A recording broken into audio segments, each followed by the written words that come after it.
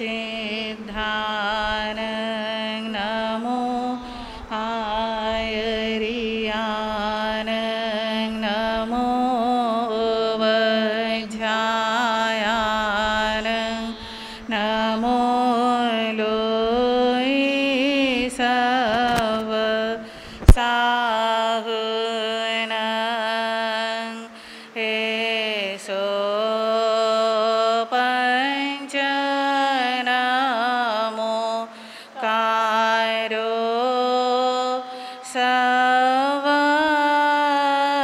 पावप नासनो मंगलानं च सविसिं पढमं हवै मंगलम्।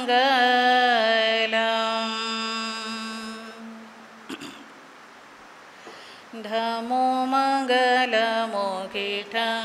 अहिंसा संयमो तवो देवावितं नमं सन्ति जसधमे सयामनो जहादुमस पुफिस भमरो आवियैरसं नय पुफंकिलामे सोयपिने अपयं एमे समणामुत्ताय जेलोय सन्ति साहुणो विहंगमवपुफेस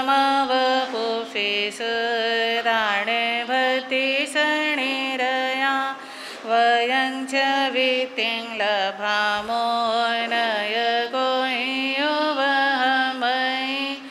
आहागडि सूर्यन्ते पुफेस भमरुजाः महुगार समाबुद्धा जे भवन्ति अनिसिया नानापिण्डरयादन्ता तेन उच्यन्ते साहुणो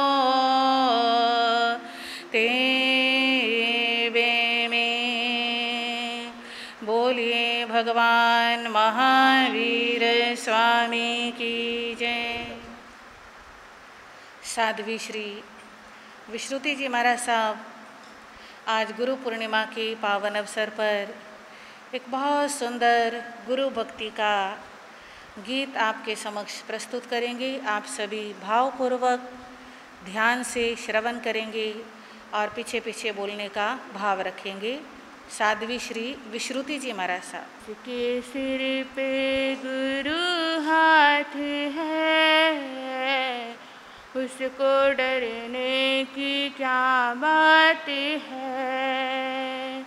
जिसके सिर पे गुरु हाथ है उसको डरने की क्या बात है। गुरु के रहते कोई कुछ कहे भला उसकी क्या औकात है। गुरु के रहते कोई कुछ कहे भला उसकी क्या औकात है। छाए काली घटाएं तो क्या इनकी छतरी के नीचे हूँ मैं। छाए काली घटाएं तो क्या इनकी छतरी के नीचे हूँ मैं। आगे आगे ये चलते मेरे गुरुवर के पीछे हूँ मैं। आगे आगे ये चलते मेरे गुरुवर के पीछे हूँ मैं। गुरु ने पकड़ा मेरा हाथ है मुझको डरने की क्या बात है।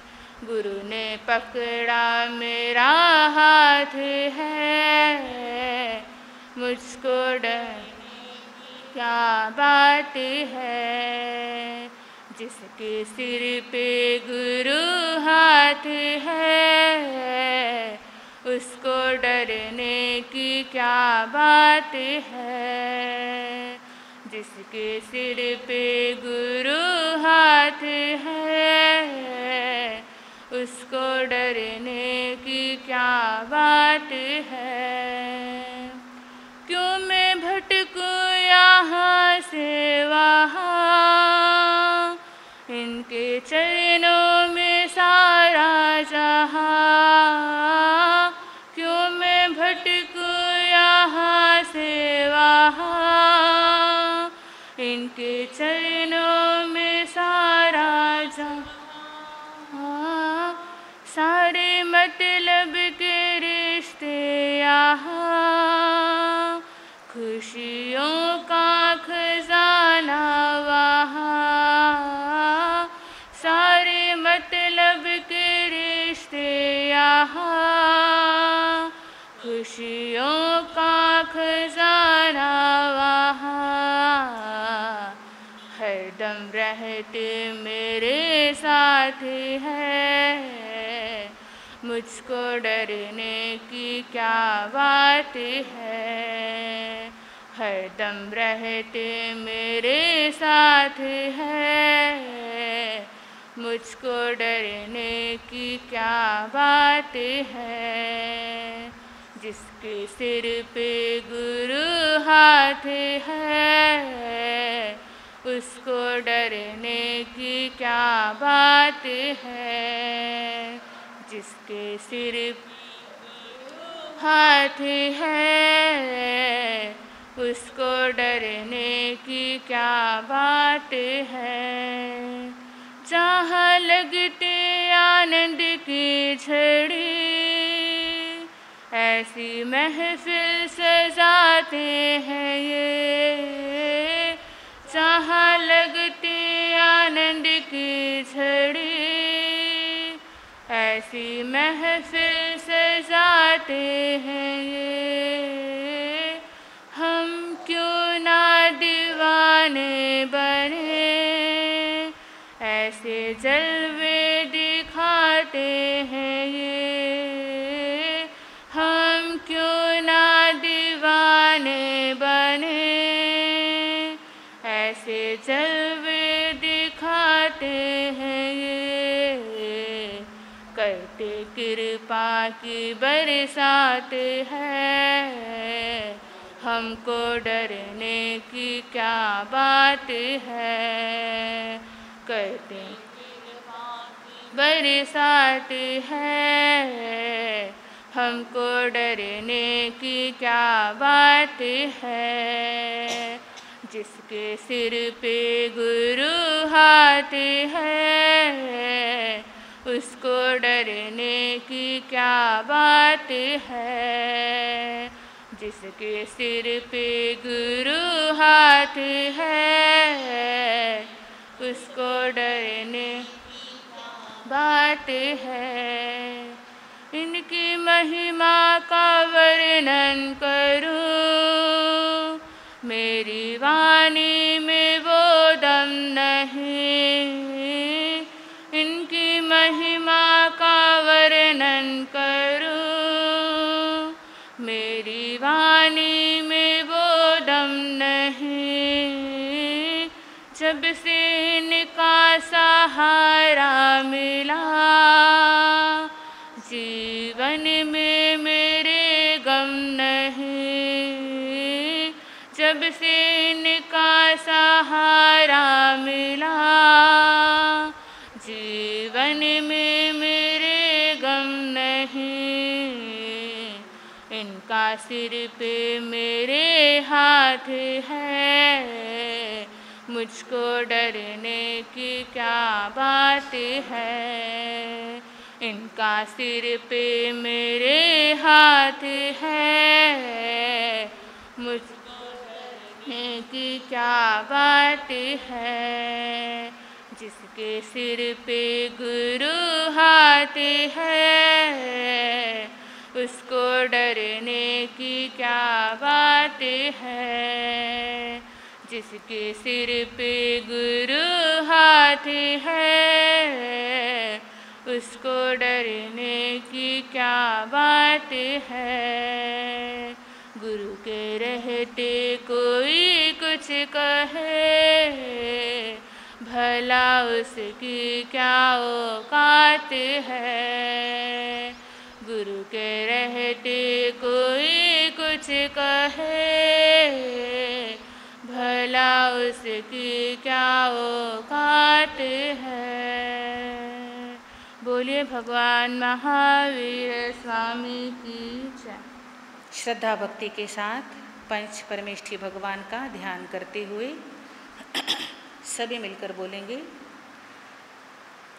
अरिहंतों को नमस्कार, सब सिद्धों को नमस्कार, आचार्यों को नमस्कार, उपाध्यायों को नमस्कार। जग में जितने साधु जन हैं,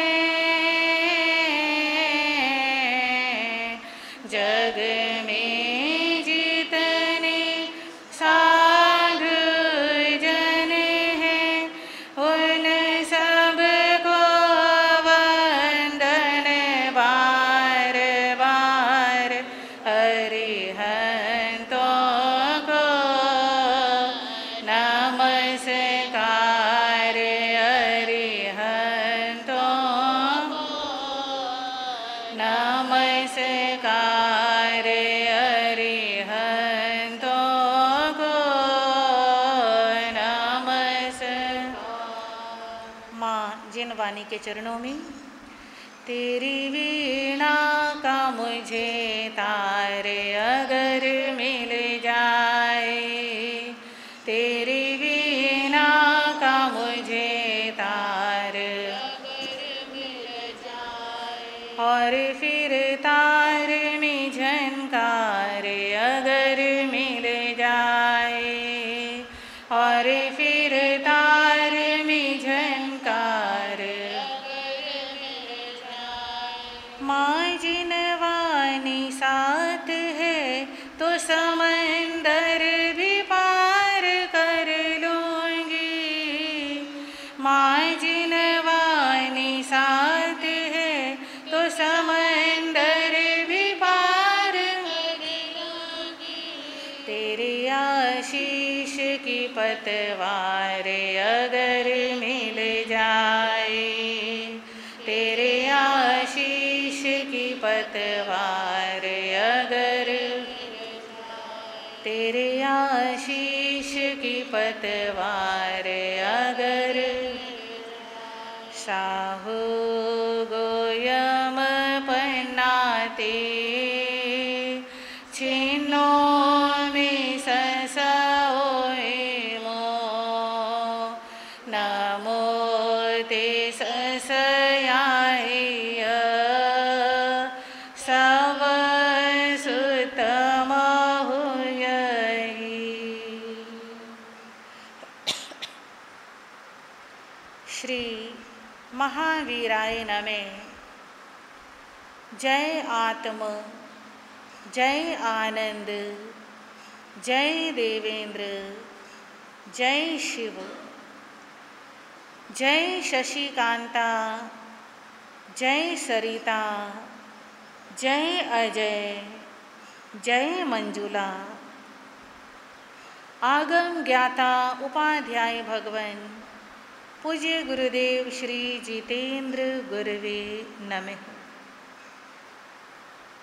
गुरु कृपा से गुरु चरणों में रहकर मेरी ये अल्प बुद्धि जो भी कुछ स्वीकार कर पाई, कुछ आपके समक्ष रखने का प्रयास करूं। आवाज़ पीछे तक सबको समझ आ रही है?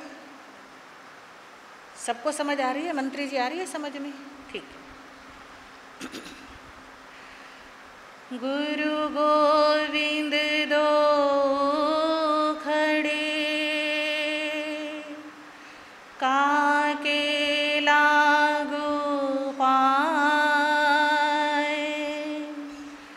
बलिहारी गुरु आपने, गोविंद दियो मिलाए।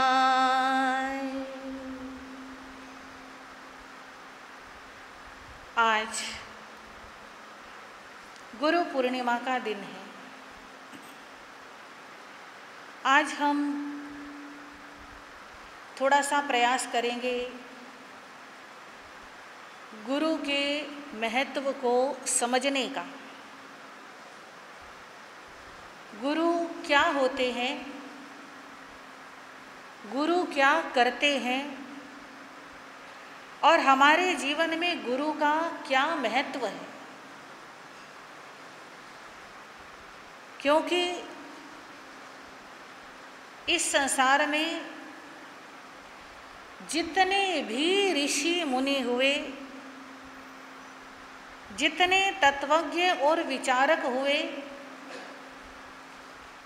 सब ने गुरु की महिमा, हाँ जी, गुरु की महिमा खूब बढ़ चढ़ कर गाई है। कहते हैं गुरु नहीं तो जीवन शुरू नहीं, गुरु नहीं तो जीवन शुरू नहीं। ऐसे क्यों कहा? जीवन तो जिस पल जन्म होता है उसी वक्त शुरू हो जाता है, और जब तक समाप्त नहीं होता तब तक क्या रहता है? जीवन तो रहता है। पर केवल सांस लेने मात्र को, केवल खा लिया, पी लिया, सो लिए, काम कर लिए, संसार के धंधे कर लिए, उसको जीवन नहीं कहते। हाँ जी, उसको असली जीवन नहीं कहा जाता। असली जीवन उसे कहा जाता है जो गुरु के निर्देश के अनुसार चलता है। आपको समझ आ रही है बात?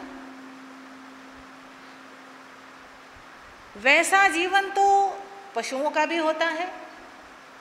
पशु भी जन्म लेते ही सांस लेना शुरू करते हैं, जन्म से पहले गर्भ में होते हैं तो भी, हाँ जी, जीवन तो गर्भ में आते ही शुरू हो जाता है, जीवन तो समाप्ति नहीं होता।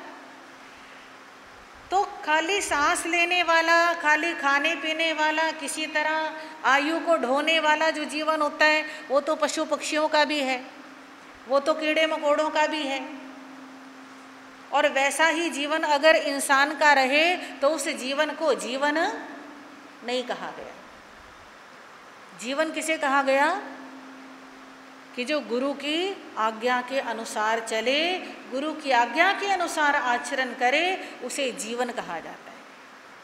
कहते हैं माता पिता इस शरीर को जन्म देते हैं। माता पिता किसे जन्म देते हैं? इस शरीर को जन्म देते हैं।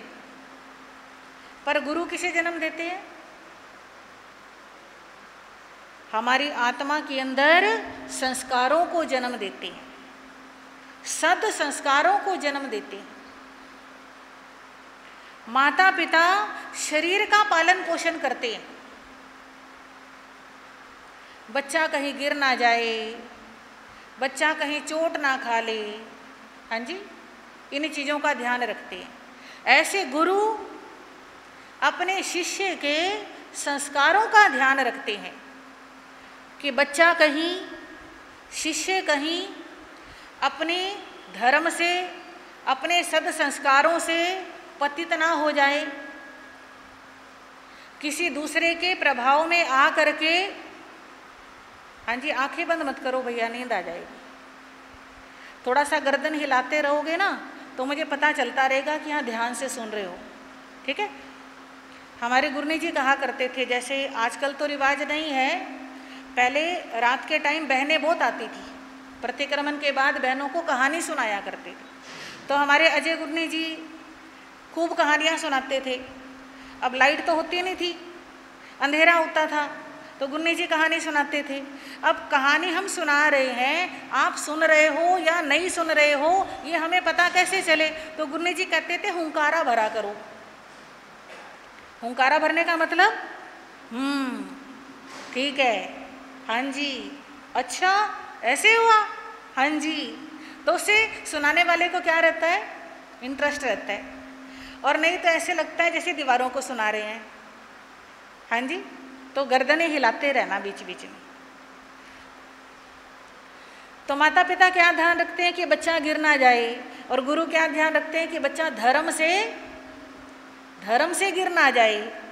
क्योंकि अगर बच्चा गिरेगा, शरीर में चोट लगेगी, उसे तो डॉक्टर ठीक कर लेगा। अगर व्यक्ति धर्म से गिर गया तो फिर उसकी आत्मा को कौन संभालेगा? हाँ जी, कौन संभालेगा? इसलिए गुरु का महत्व सबसे अधिक गाया गया है। माता पिता हर जन्म में मिल जाते हैं, हाँ जी। पिछले जन्म में भी माता पिता होंगे, हाँ जी, चाहे हम कुछ भी रहे होंगे, तोता चिड़िया कबूतर मैना गाय भैंस कुछ भी रहे होंगे पिछले जन्म में, माता पिता तो होंगे हमारे, हाँ जी। जब जब जन्म लिया तब तब माता पिता तो मिले। कभी समुच्चय में चले गए, संगी में चले गए, वो बात अलग है, पर माता पिता जन्म दर जन्म मिल जाते हैं। पर गुरु हर जन्म में, हाँ जी, गुरु हर जन्म में नहीं मिलते हैं। इसलिए गुरु का महत्व हम समझें कि गुरु मिले हैं तो हमें उनके अनुसार अपने आप को चलाना है। बीच में अपनी बुद्धि, हाँ जी, अपनी बुद्धि नहीं लगानी। अक्सर हमको आदत पड़ी होती है अपनी मनमर्जी के अनुसार चलने की। ऐसे होता है ना कि जो अपने मन में आ रहा है हम वही करना चाहते हैं, हमें वही ठीक लगता है, हमें किसी दूसरे के अनुसार चलने की आदत नहीं है। गुरु किस लिए होते हैं? हाँ जी, गुरु इसलिए होते हैं कि हम और किसी के अनुसार तो नहीं चल सकते, पर गुरु के अनुसार हम चलेंगे। शास्त्रों में ऐसे कहा गया है कि देवगति के जो देवता होते हैं ना, उन देवताओं का राजा कौन होता है? इंद्र होता है। तो देवताओं के भी गुरु होते हैं। जैसे एक गुरु का नाम तो आपको पता ही है, देवताओं के एक गुरु का नाम पता है ना, कौन है? बोलो। बृहस्पति, है ना, देवगुरु बृहस्पति बोलते हैं। सुना है कि नहीं सुना आपने सबने? तो शास्त्रों में कहा गया है 33 प्रकार के देवता होते हैं। 33 देवता, देवताओं के भी गुरु होते हैं।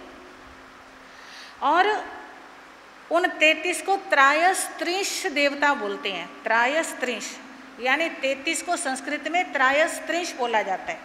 त्राय मतलब 3 और त्रिश मतलब 30। 30 + 3 कितने हो गए? 33। तो वे जो 33 देवता होते हैं वे गुरु स्थानीय होते हैं। अब जितने भी देवता होते हैं वे सब के सब इंद्र का सम्मान करते हैं ना, अपने राजा का। सभी देवता इंद्र का सम्मान करते हैं। इंद्र महाराज का अगर दरबार लगा हुआ है और दरबार में खूब राग रंग चल रहा है, अप्सराएं नाच रही हैं और खूब सब मस्त हैं, इंद्र भी बड़े मस्त हैं, तो किसी भी देवता की हिम्मत नहीं होती कि हम सभा में एंट्री कर लें, क्योंकि अगर सभा में एंट्री करेंगे तो सभा क्या होगी? डिस्टर्ब होएगी। तो किसी की हिम्मत नहीं होती कि एंट्री कर ले, किसी की डिस्टर्ब करने की शक्ति नहीं होती। पर वे त्रायस्त्रिश जो देवता होते हैं वे किसी भी समय आ सकते हैं, उनके लिए कोई रोक टोक नहीं होती है। और सभा चल रही है, उस समय त्रायस्त्रिश देवता आ जाए तो वो सारा राग रंग रोक करके इंद्र महाराज भी अपने आसन पे खड़े हो जाते हैं और उठ करके उनका क्या करते हैं? स्वागत करते हैं, सत्कार करते हैं। उनको ये नहीं कहते कि आप इस समय क्यों आए, कम से कम बता के तो आते। हाँ जी, इंद्र भी अपने गुरु का इतना सम्मान करते हैं, एक बार ऐसे नहीं बोलते, उसी समय सेवा में हाजिर हो जाते हैं कि औरों के लिए टाइम टेबल है, इस समय आना, इस समय नहीं आना, पर आप कभी भी आ सकते हो, आपके लिए हम हमेशा हाजिर हैं। तो देवता भी गुरु का क्या करते हैं, सम्मान करते हैं। इसीलिए कहा गया गुरु का स्थान भगवान से भी, हाँ जी, भगवान से भी ऊंचा होता है। कहते हैं गुरु आज्ञा अविचारणीय। एक तो होता है कि गुरु बना लिया, बस बना लिया, ठीक है, हाँ जी। एक होता है गुरु की आज्ञा को मानना, एक होता है गुरु को मानना, एक होता है गुरु की आज्ञा को मानना। गुरु ने जो आज्ञा दे दी, गुरु ने जो बात कह दी कि आपको ऐसे करना है, तो बस उसके बाद कोई विचार नहीं करना, बस ये समर्पण होना चाहिए कि जो कह दिया वो होना ही होना है, चाहे कैसे मर्जी हुई, हमने करना ही करना है। जब तक ऐसा समर्पण नहीं आता तब तक गुरु बनाने का कोई लाभ नहीं होता है। दो तरह के लोग होते हैं, एक होते हैं गुरुमुखी और एक होते हैं मनमुखी। क्या अंतर है दोनों में, कोई बताएगा? गुरुमुखी किसे कहते हैं और मनमुखी किसे कहते हैं?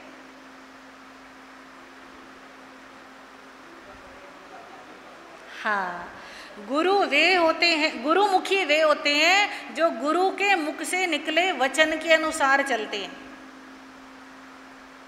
और मनमुखी वे होते हैं जो अपने मन से निकले विचारों के अनुसार चलते हैं। जो मनमुखी हैं उन्हें गुरु समझाने आ जाए, उन्हें भगवान समझाने आ जाए, वे समझते नहीं है। हाँ जी, उनके लिए ना कोई गुरु गुरु है और ना कोई भगवान भगवान है, उनके लिए बस मन मर्जी ही सब कुछ होती है। और जो गुरुमुखी होते हैं उनको गुरु अगर कोई असंभव होने जैसी आज्ञा भी दे दें, उसका भी वे क्या कर लेते हैं, पालन कर लेते हैं। क्योंकि जब गुरु कोई बात कहते हैं तो कहने का मतलब ये है उस आज्ञा के अंदर उनका आशीर्वाद भी होता है। हाँ जी, उस आज्ञा में उनका आशीर्वाद भी होता है। हमें आज्ञा तो दिख जाती है कि गुरुजी ने ऐसे बोला, और उसके अंदर छिपे हुए आशीर्वाद दिखाई नहीं देते। अब जो लोग तो आज्ञा का पालन करते हैं उनको तो आशीर्वाद आज्ञा का पालन करते ही साथ के साथ ही मिल जाता है। आपको समझ आ रही है सबको बात?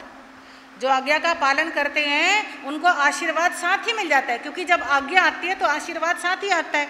जब हमने आज्ञा ही नहीं मानी तो आशीर्वाद भी गया। दोनों चीजें एक साथ आएंगी और एक साथ ही चली जाएंगी। तो कोई असंभव लगने जैसा काम भी हो, वो भी अगर शिष्य पूरा करता है तो वो आशीर्वाद भी उसको साथ ही साथ मिल जाता है। हमारे बड़े महाराज जी हैं, उत्तर भारतीय प्रवर्तनी डॉक्टर श्री सरिता जी महाराज साहब। वो प्रवचनों के अंदर एक छोटा सा दृष्टांत सुनाया करते हैं।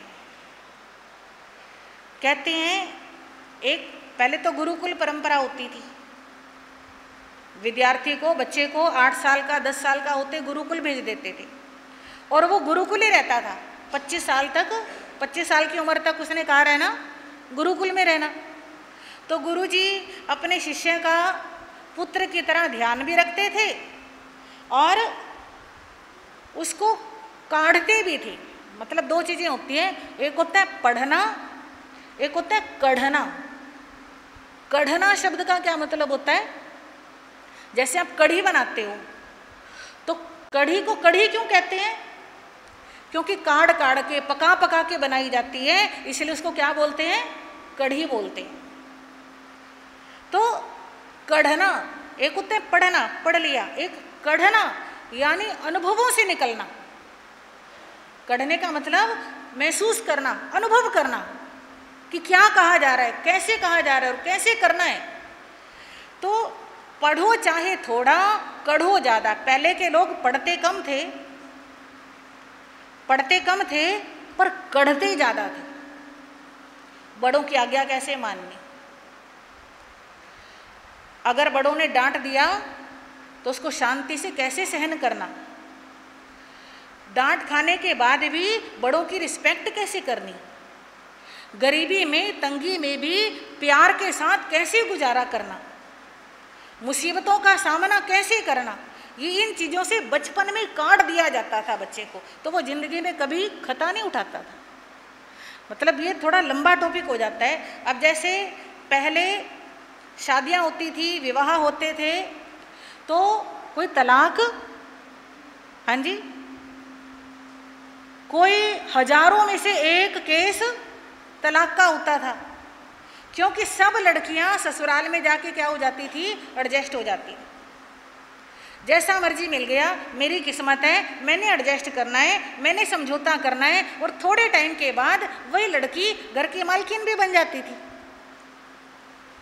तो वो लड़कियां कड़ी हुई होती थी, उनको माएँ काट देती थी कि ससुराल में जाओगे जल्दी उठना पड़ेगा, ससुराल में जाओगे सबका कहना मानना पड़ेगा, ससुराल में जाओगे ये करना पड़ेगा, वो ऐसे कह करके सब कुछ पहले सिखा देती थी। तो लड़की ससुराल में जा करके एकदम जैसे मुकुट के अंदर नगीना जड़ा जाता है, ऐसे जड़ जाती थी। आज वो चीज, हाँ जी, नहीं है। तो आज पढ़ तो रहे हैं, पर आज कढ़ के अंदर शिष्यों को पढ़ाया भी जाता था और पढ़ाने के साथ कढ़ाया भी जाता था। तो एक शिष्य गुरुकुल में पढ़ता था, मतलब एक शिष्य की तो मैं कहानी बता रही हूँ, घटना बता रही हूँ, सारे ही पढ़ते थे पहले। उस शिष्य के शरीर में असाता वेदनीय कर्म के उदय से कोई बीमारी आ गई, बड़ी खराब बीमारी आ गई। अब गुरुजी को चिंता है, चिंता तो होती है।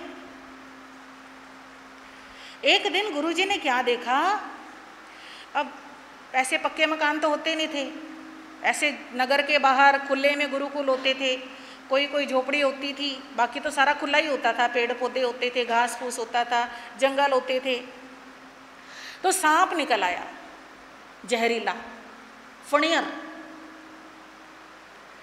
गुरुजी ने उस शिष्य को बुलाया और बुला करके कहा, बेटा उधर कहीं सांप दिखा मेरे को अभी, आप जाओ उस सांप को पकड़ो, पकड़ करके उसका मुख खोलो और मुख खोल करके उसके दांत गिनो।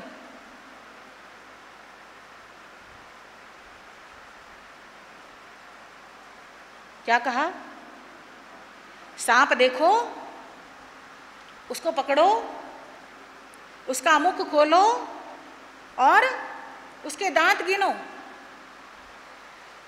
शिष्य हमारे तुम्हारे जैसा नहीं था,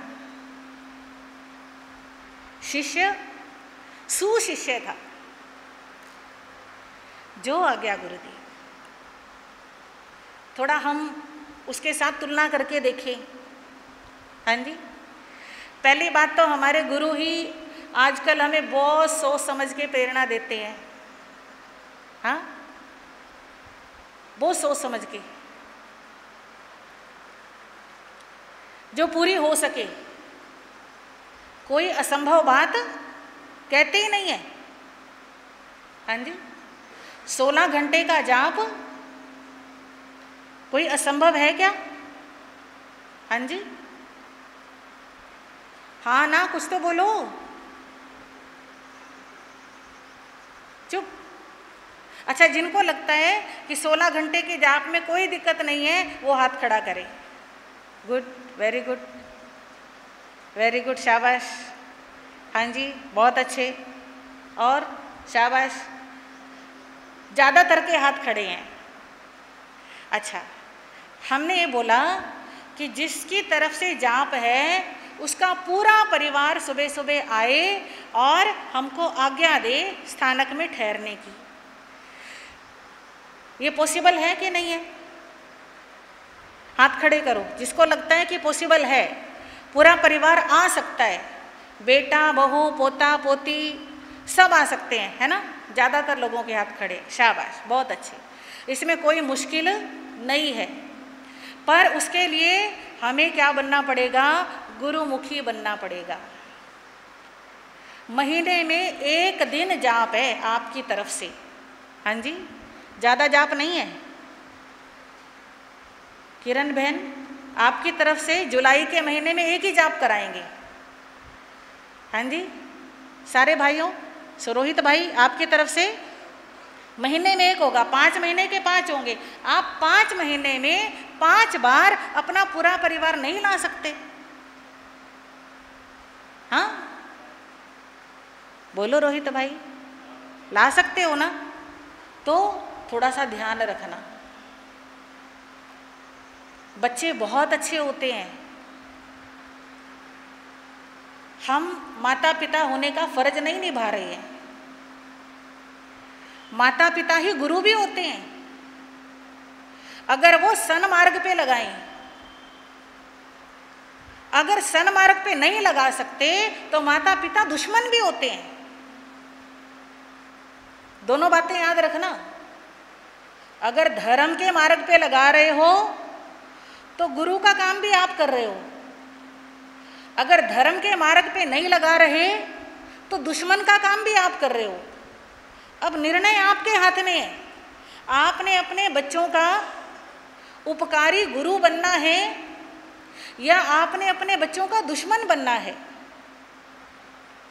72 कलाओं में से 72 की 72 कलाएं सिखा दी, एक धर्म की कला नहीं सिखाई तो कुछ नहीं सिखाया।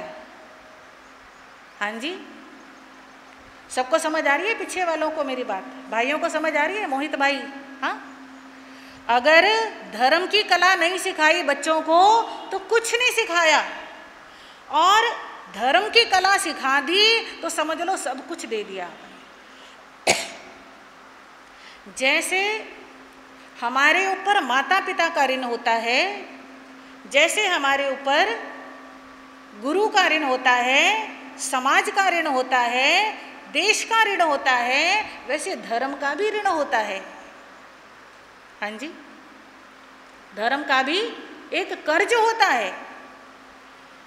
हमारे बुजुर्ग हमको उंगली पकड़ के स्थानक में लेकर के आए, तो आज हमारे अंदर इतना संस्कार है कि हम स्थानक में बैठ के प्रवचन सुन रहे हैं।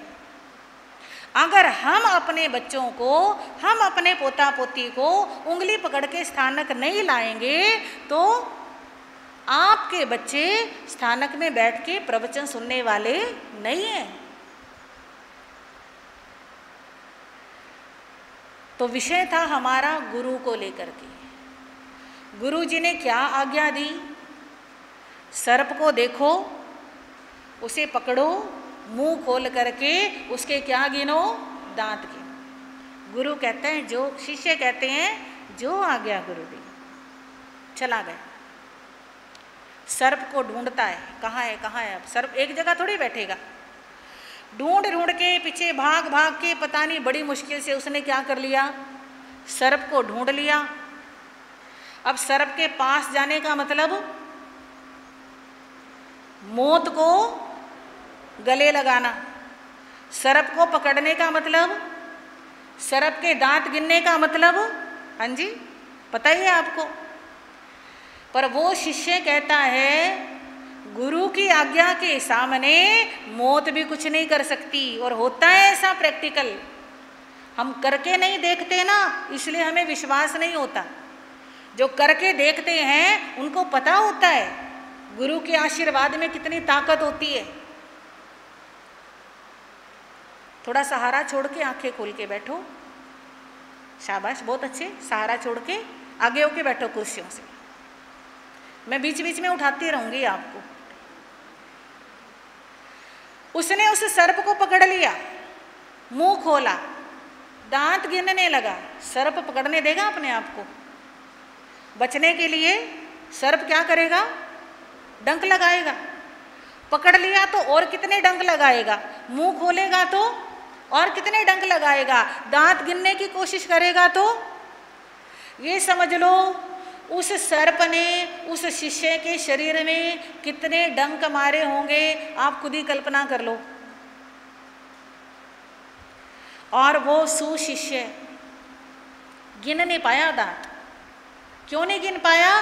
क्योंकि उस जहर से वो क्या हो गया? मूर्छित हो गया, और सर्प तो निकल के भाग गया। शिष्य मूर्छित हुआ। गुरु जी ने एक कंबल लिया, उस शिष्य के शरीर पर लपेटा, उसे उठा करके कुटिया में ले आए, लिटा दिया आराम से। आज का कोई व्यक्ति होगा तो ये कहेगा कि वो गुरु नहीं थे, वो क्या थे?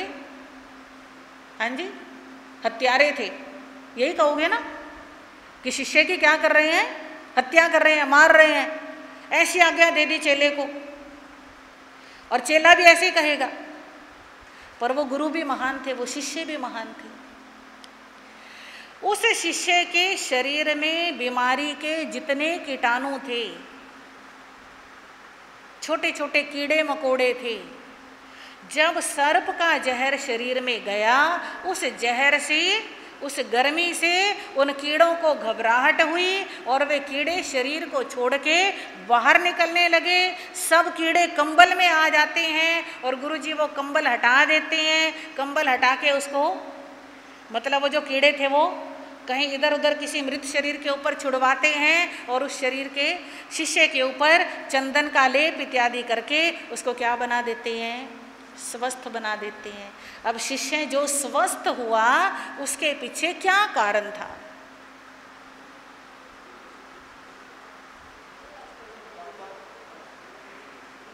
शिष्य का गुरु के प्रति समर्पण। उसे विश्वास था कि गुरु ने ये आज्ञा दी है तो इसके अंदर भी मेरा ही भला है।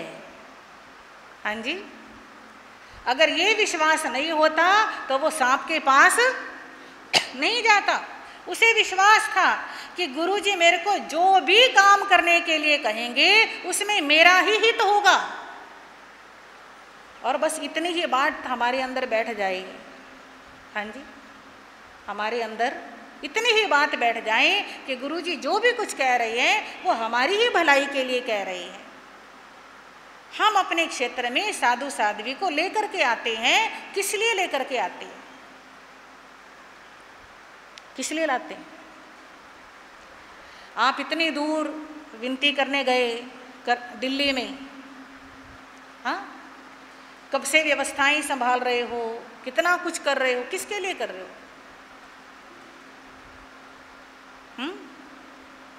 बताओ ना। हाँ, अब कि हमारी जो अगली पीढ़ियां हैं उनको पता चले कि साधु संत कैसे होते हैं, स्थानक क्या होती है, प्रवचन क्या होता है, धर्म क्या होता है, समाई कैसे की जाती है। आपको तो पता ही है। हाँ जी, आपको तो सिखा रखा है, आपके बुजुर्गों ने, आपके गुरुओं ने पहले से सिखा रखा है। जिनको नहीं पता उनके लिए गुरु क्षेत्र में आते हैं कि किसी तरह उनको पता चले, वो आए, वो धर्म करें, सीखें, पर उसके लिए हमारे साथ आपको सहयोग, हाँ जी, करना पड़ेगा।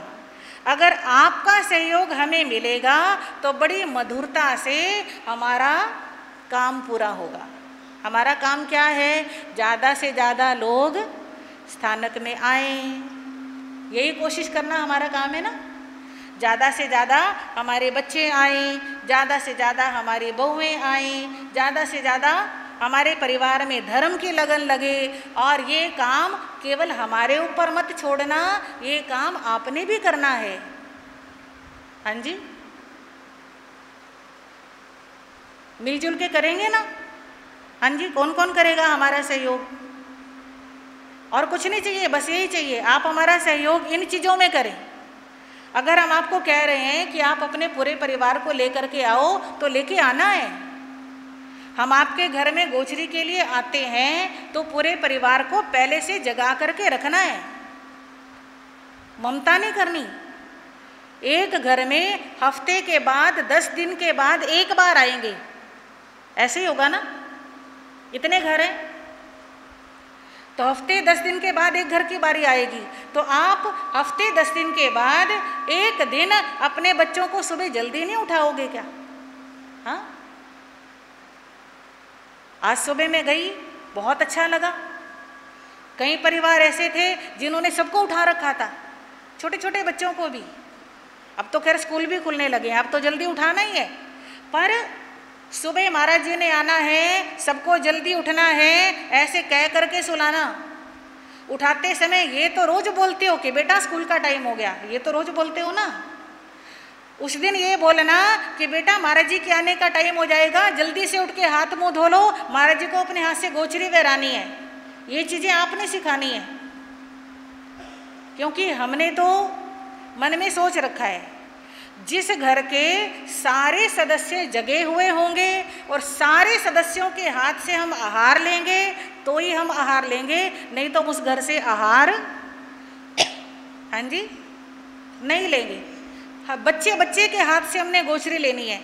आपके बच्चे बच्चे को पता होना चाहिए कि हमारी माँ ने सुबह जल्दी उठ के गोचरी तैयार की है, हमारी माँ कैसे बहराती है। जब हम बड़े होंगे तो हम भी बना करके रखेंगे और हम भी साधु संतों को क्या बहराएंगे? गोचरी बहराएंगे। आपके बच्चों को ये सिखाना है। तो प्लीज़ हम जिस दिन हमने घर में आना हो, कम से कम उस दिन घर का हर मेंबर जागा हुआ होना चाहिए। छोटे से छोटा बच्चा भी, बड़े से बड़े भी, सब जागे हुए हों, आगे खड़े हुए हों और विनती करके घर में लेकर के जाएं। गोचरी का नियम होता है, जब साधु संत गली में आते हुए दिखें तो 7-8 कदम लेने जाना और गोचरी लेकर के जब जाने लगे तो 7-8 कदम छोड़ने जाना। ये चीज़ें बच्चों को सिखानी है। आपको तो पता है, हाँ जी, आपको तो आती हैं ये सारी चीज़ें। ये बच्चे जब प्रैक्टिकल करेंगे तो उन्हें याद होंगी। तो आप सहयोग करेंगे तो आप देखना कि चातुर्मास का रंग बहुत अच्छा आएगा। यही तो चाहिए ना हमें, आपको भी यही चाहिए, है ना? तो हर कार्यक्रम के अंदर बढ़ चढ़ कर हिस्सा लेना। जिन्होंने जाप में बारियां नहीं लिखवाई हैं वे बारियां लिखवाएं, और जिन्होंने लिखवा रखी हैं कृपया वे समय से 5 मिनट पहले हाँ जी जरूर पहुँचें। समझो ये एक जहाज है, नवकार मंत्र का जाप जो है एक जहाज है, हमारी आत्मा को तारने वाला है। अगर हम लेट हो गए तो जहाज आगे निकल जाएगा। आजकल तो ट्रेन से आप कम जाते होंगे, गाड़ियों से जाते होंगे ना, अपना राज है, कभी मर्जी चला लो। पर जो ट्रेन से जाते हैं, बस से जाते हैं, उनको क्या करना पड़ता है? क्या करना पड़ता है? टाइम से पहले पहुंचना पड़ता है। आधा घंटा, 1 घंटा पहले जाके बैठ जाते हैं लोग। तो ऐसे ही हमने जाप का ध्यान रखना है, प्रवचन का ध्यान रखना है कि प्रवचन में जो आ सकते हैं वो जरूर आए, जो नहीं आ सकते उनको हम अपनी गाड़ी में बिठा के लेकर के आए। हाँ जी, भगवान कहते हैं जिन शासन में तो केवल दलाली कमाने से भी तीर्थंकर गोत्र का उपार्जन हो जाता है। हाँ जी, राजा श्रेणिक ने क्या किया था? तीर्थंकर गोत्र कैसे बांधा था? महाराज कृष्ण ने तीर्थंकर गोत्र कैसे बांधा था? पता होगा आपको। ऐसे कहते हैं कि महाराज श्री कृष्ण जी ने भगवान अरिष्ट नेमि जी से पूछा कि ये जो इतनी सुंदर द्वारिका है, कभी ना कभी इसका विनाश भी होगा ही, क्योंकि संसार में जो चीज़ बनी है वो चीज़ नष्ट तो होती है, तो द्वारिका का विनाश कैसे होगा? तो भगवान ने कहा अग्नि के कारण होगा। यानी वो डिटेल में कथा तो पर्युषणों में सुनाएंगे, पर अभी तो शॉर्ट में सुना रही हूँ आपको। तो वो कहते कि अच्छा मेरी नगरी में आग लग जाएगी। तो आकर के उन्होंने घोषणा कर दी कि हमारी नगरी में आग लगेगी और ये नगरी नष्ट हो जाएगी और नगरी के लोग भी, मरना तो है ही सबने, उस आग में जल करके मर जाएंगे। तो जिसको दीक्षा लेनी है वो क्या कर ले? दीक्षा ले ले। और मैं क्या करूँगा? दीक्षा तो मैं नहीं ले सकता, पर जो दीक्षा लेने वालों के पीछे उनका परिवार है, उनका पालन पोषण मैं करूँगा। ये मत सोचना मेरे पिताजी बुजुर्ग हैं, उनकी सेवा कौन करेगा, मैं करूँगा। मेरी दादा दादी है, मेरी माता जी हैं, मेरे रिश्तेदार हैं, मेरे छोटे छोटे बच्चे हैं, उनको कौन पालेगा, मैं पालूंगा। कौन कहते हैं? महाराज श्री कृष्ण कहते हैं। और इस प्रकार पता नहीं कितनों को उन्होंने दीक्षा दिलवाई, औरों को तो दिलवाई, अपने परिवार के सदस्यों को भी दिलवाई।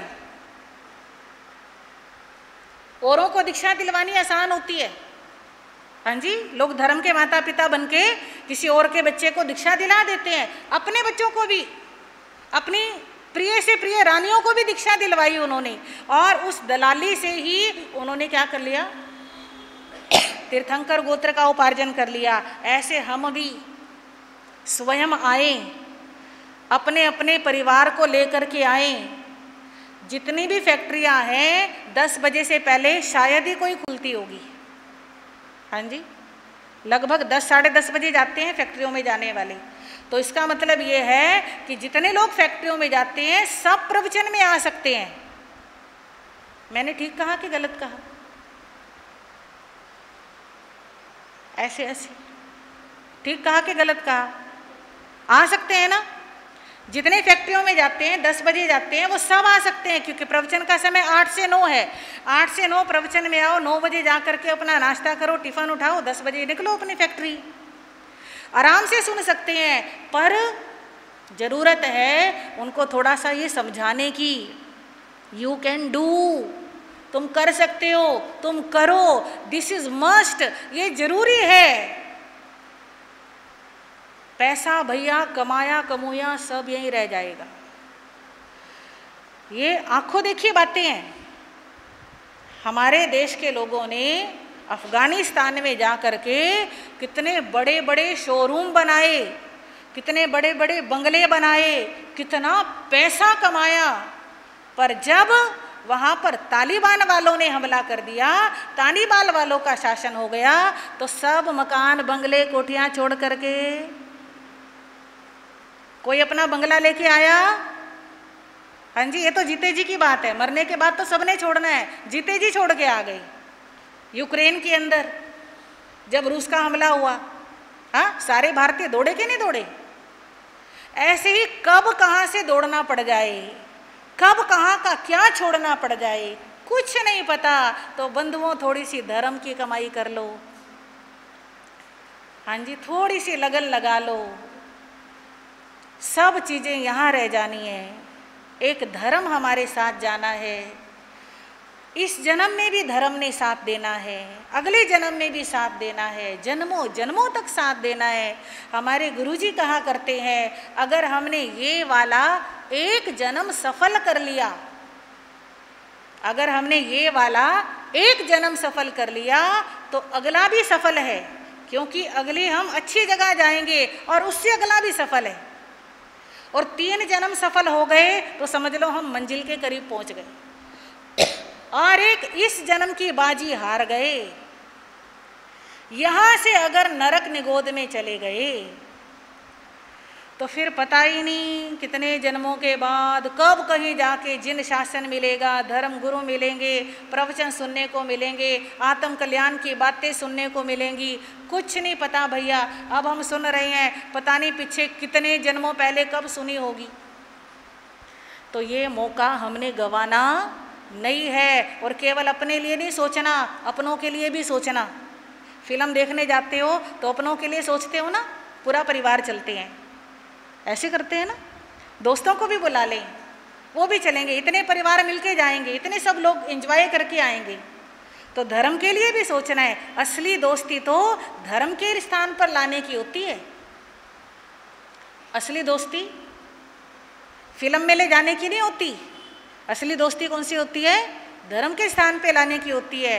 तो हम सुमित्र बने, कल्याण मित्र बने, स्वयं का भी कल्याण करें, अपने मित्रों का, अपने पारिवारिक जनों का, अपने बेटों का, बहुओं का, पोते पोतियों का, उनका भी कल्याण मित्र बने, उनको भी स्थानक में लेके आएं, उनको भी धर्म सुनवाएं। और हम माता पिता होने के साथ गुरु होने का भी फर्ज निभाएं। ठीक है। आचार्य सम्राट पूज्य श्री आनंद ऋषि जी महाराज की, आचार्य सम्राट पूज्य श्री देवेंद्र मुनि जी, वर्तमान आचार्य सम्राट पूज्य श्री शिव मुनि जी। आवाज नहीं आ रही मजेदार। सबके व्रत थे क्या कल के? जाप करके थक गए? कल 24 घंटे का जाप था। हाँ, सभी खुल करके जयकारा लगाओ, है ना। उपप्रवर्तनी सरल आत्मा सदगुरानी श्री शशिकांता जी, उत्तर भारतीय प्रवर्तनी श्रमणी सूर्या डॉक्टर श्री सरिता जी महाराज, सरल आत्मा सदगुरुवर्या श्री अजय जी महाराज की, सरल आत्मा मम गुरुवर्या श्री मंजुला जी महाराज की, अहिंसा परमो धर्म की, जैन धर्म की, संसार के सभी साधु साध्वियों की। नमो आयर्यानंग नमो वज्रायानंग नमो लोए सव साहुनंग ऐसो पंच नमोकारो सव पाव पनासनो मंगलानंग च सवे सिंह पढ़मंग हवै मंगलम चैता भारहंग वासंग चकवटी महिड़ियो संति संति करेलोए पत्तो गई मणुतरंग नमी ऊण सुर असुर गरुल भुअग परिवंदिये गए किले से अरिहे सिद्धा एरियो वज्जाए सब साहुय मंगलम भगवान वीरो मंगलम गौतम प्रभो मंगलम स्थूली भद्राद्या जैन धर्मोस्तु मंगलम श्री चित्तारी मंगलम अरिहंता मंगलम सिद्धा मंगलम साहू मंगलम केवली पनतोधमो मंगलम चत्तारी लोगुतमा अरिहंता लोगुतमा सिद्धा लोगुतमा साहू लोगुतमा केवली पनतोधमो लोगुतमा चत्तारी शरणं पवज्यामि अरिहंते शरणं पवज्यामि सिद्धे शरणं पवज्यामि साहू शरणं पवज्यामि केवली पनत्तं धम्मं शरणं पवज्यामि। ये 4 शरणे दुख हरणे मंगल करने और शरण नहीं कोई, जो भव प्राणी याद रखे अक्षय अजर अमर। बहुत अच्छे, शुभकामनाएं, मंगल कामनाएं। हाँ।